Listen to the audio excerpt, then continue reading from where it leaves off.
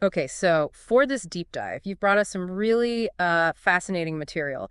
Excerpts from a 1967 Neville Goddard lecture. That's right. It's called The Bible is Addressed to the Imagination. Right. And our goal here isn't, a standard religious discussion. It's more about unpacking Goddard's view on just how powerful our imagination can be, maybe in ways we don't usually think about. Exactly. And it really hinges on this quote from William Blake that Goddard loved.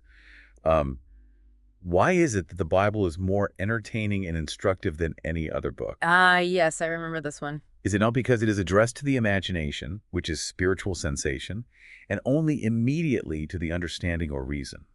That's really the core idea we're exploring. So he saw the Bible less as history for our logical minds. Much less. More like a whole library, 66 books, he says, aimed right at the imagination, understanding. That's just the mediator, as he puts it. Interesting. Okay, let's dive in then. A key concept is his interpretation of walking by faith, not by sight. What did he mean by that? Well, he starts with Paul, 2 Corinthians. We walk by faith, not by sight. And basically, sight is just living based on what our physical senses tell us right now, the outside world. And he had that vivid analogy, didn't he, about the city getting rearranged overnight. Yeah, the Wilshire Boulevard example. Imagine all the buildings swapping sides, north to south. Right. If you're trying to get home using landmarks, like the old Ambassador Hotel or the Brown Derby, well, you'd know instantly something's wrong. You'd be lost. Because you're relying purely on the external on sight. Exactly. That's walking by sight. He even points out, someone from 100 years ago wouldn't recognize New York today. Physical reality changes. Okay, so that's sight. What's the alternative then? Walking by faith. Faith, for Goddard, is ordering your life based on what you imagine, what you see in your mind's eye, regardless of current facts. So like if you want a promotion, you don't just focus on the obstacles. Right. You focus on the feeling of having that promotion.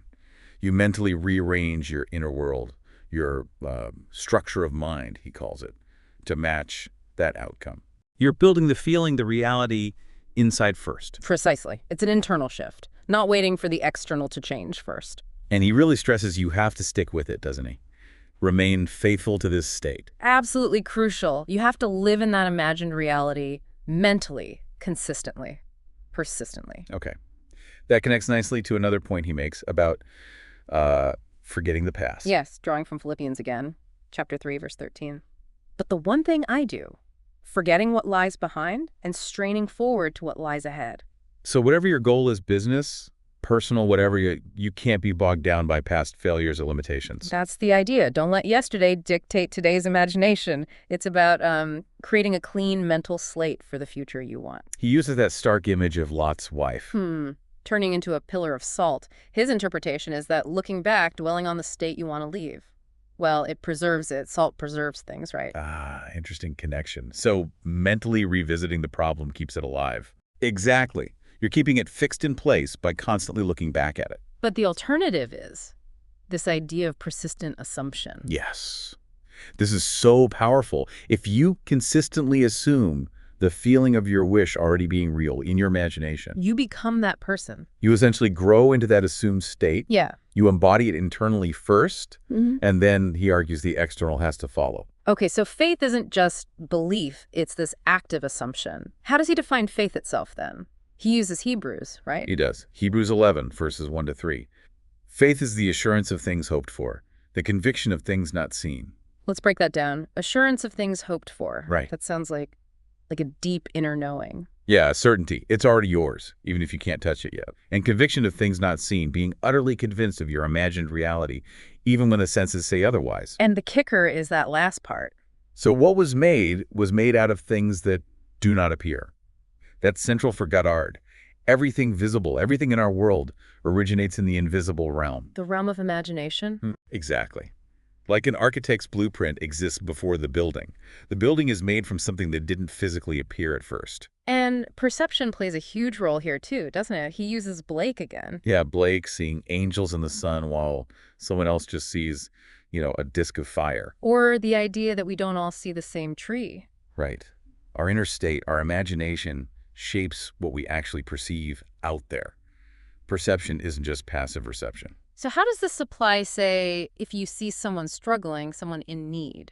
Well, Goddard suggests that while you acknowledge their current situation, You simultaneously use your imagination to see them as not in need. You see them in their desired state, their fulfilled state. You hold the vision of their well-being, even amidst the evidence of lack. It's about focusing your imaginative power on the solution, not just the problem. A different way of engaging.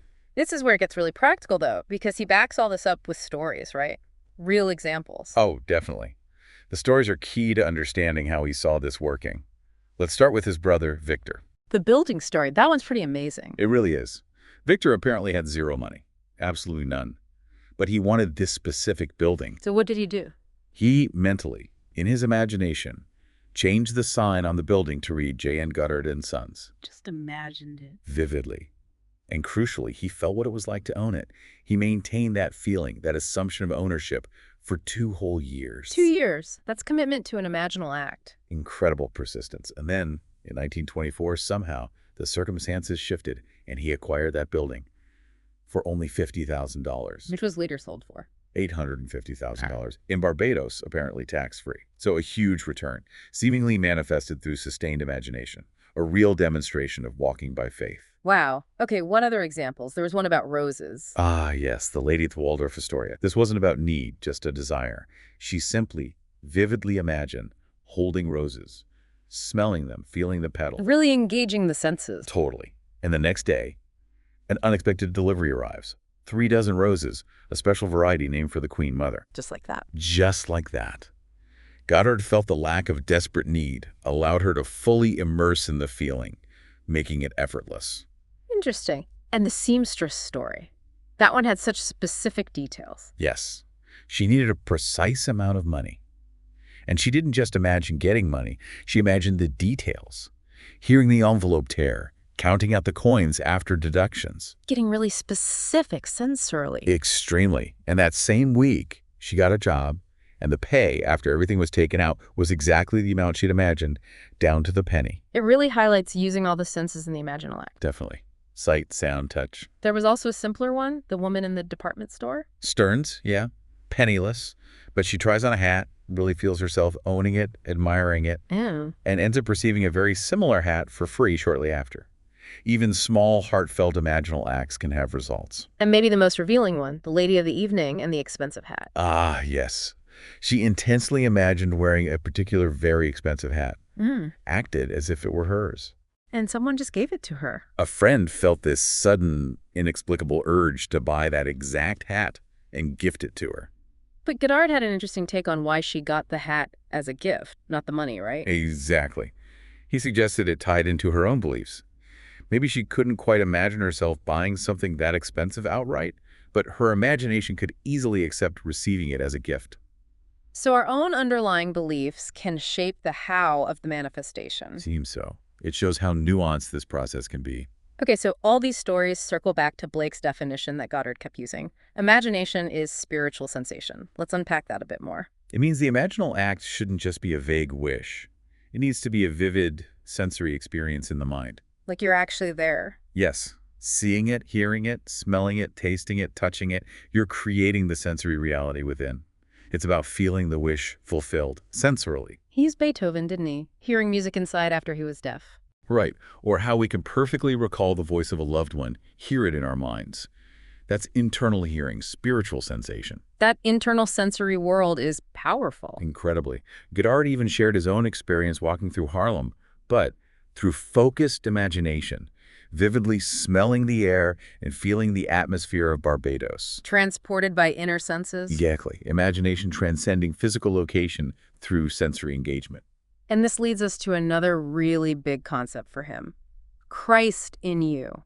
How did he define that? Well, this is quite radical for some. He says, Christ in you is the power to change reality. And he explicitly identifies Christ as your own wonderful human imagination. Wow. So the creative, reality-altering power, that's our imagination. That's his assertion. He says you are the operant power. The force that makes things happen resides within your own consciousness, within your imagination. So if we want to know where we're headed. Look at what you're imagining habitually. Observe your dominant thoughts, your inner conversations, your assumptions. That, he says, is predicting your future. But crucially, we can change it. Absolutely. That's the empowerment. You're not a victim of circumstance, you're the director.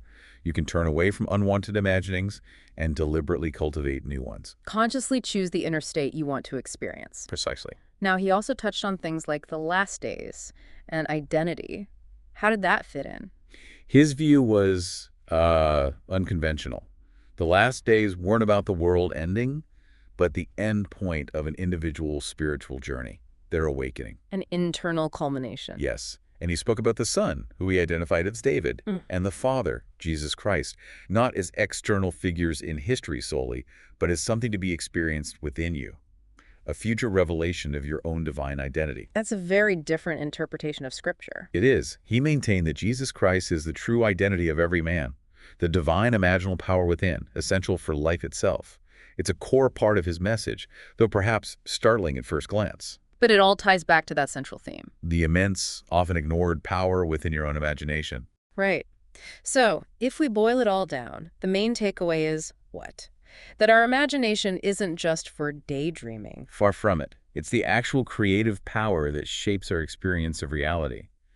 Goddard presents it as a practical tool, a method for consciously creating the life we desire by managing our inner imaginal world. And he wasn't shy about telling people to try it for themselves. Not at all. He constantly challenged his audience. Test it. He was convinced they wouldn't disprove it if they applied it correctly and persistently. So maybe a final thought for our listeners to chew on. Yeah, consider this. What if your consistent, persistent imaginings aren't just idle thoughts, but are literally forming the blueprint for your life, for your experiences? What library are you building inside right now? Exactly. And knowing that, as Goddard put it, quoting Blake perhaps, the rose that blooms once blooms forever in that inner world. What do you choose to imagine next? It might be really useful, too, to think about which of those stories, those examples Goddard gave, resonated the most. Why did one stick out more than others? Yeah. That could definitely be a good starting point for someone wanting to explore this more for themselves, see where their own intuition leads them within these ideas.